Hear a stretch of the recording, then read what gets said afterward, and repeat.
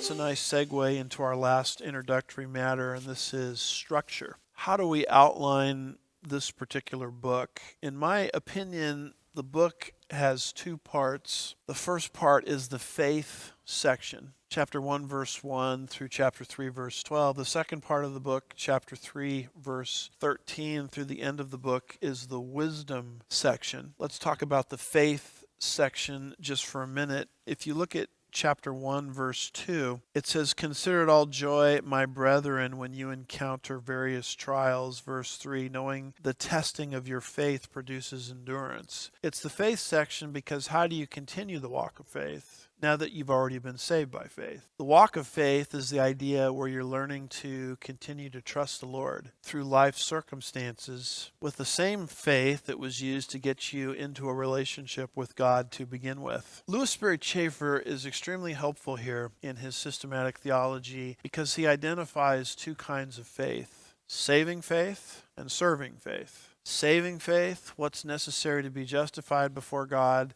and then serving faith, continuing to trust God as we step out in bold faith, serving the Lord. So the same faith that saves, I have to continue to operate by the principle of faith as I step out to serve the Lord. Saving faith versus serving faith. Louis Sperry Chafer says here, and this you'll find in his Systematic Theology, Volume 7, page 148, he says, "The justified one, having become what he is by faith, must go ahead living on the same principle of utter dependence upon God." So James is not really dealing with saving faith. What he's dealing with is serving faith. And this is actually going to become a big deal in unpacking, as I mentioned earlier, that controversial passage in James 1, James 2 rather, faith without works is dead. So in the faith section, I would just divide it into the following categories. And every time it says brethren or brothers, typically James is changing subjects. So with that in mind, you see my outline as follows. It's the faith section, trusting God through trials. Chapter 1, verse 2 through verse 18. Trusting God as we obey His word. Chapter 1, verses 19 through 27. Continuing to trust God as we not show favoritism in the assembly. Chapter 2, verses 1 through 13. Continuing to trust God as we work for Him on this earth. Faith without works is dead. James 2, 14 through 26.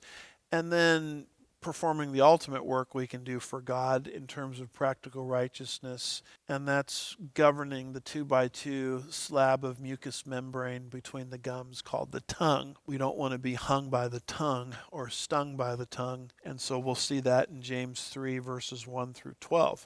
Then the book transitions into the wisdom section, chapter 3, verse 13 through the end of the book. And wisdom is simply knowledge applied. And I think he's more now dealing with wisdom rather than serving faith, because he defines wisdom in chapter 3, verses 13 through 18. He explains at the end of chapter 3 what wisdom is and what wisdom is not. What's heavenly wisdom versus earthly wisdom. And then once he explains it, then he applies it. How does it apply to the spiritual life? Chapter 4, verses 1 through 12. One's commercial life, how they conduct business. Chapter 4, verses 13 through 17. How we use our wealth. Chapter 5, verses 1 through 6. How we apply wisdom in waiting for the Lord's return. Chapter 5, verses 7 through 12.